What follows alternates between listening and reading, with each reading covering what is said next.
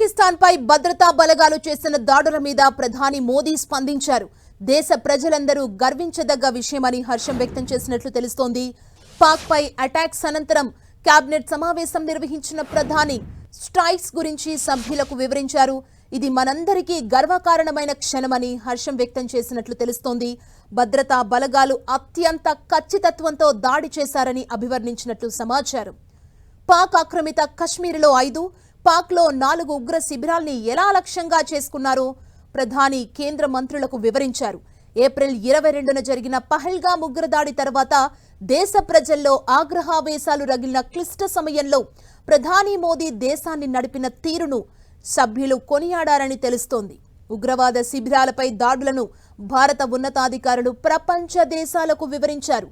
పాకిస్తాన్లోని ఉగ్రవాద స్థావరాలపై దాడులు చేసినట్లు America, Russia, UK, Saudi Arabia, యుఏఈకి సమాచారం అందించారు.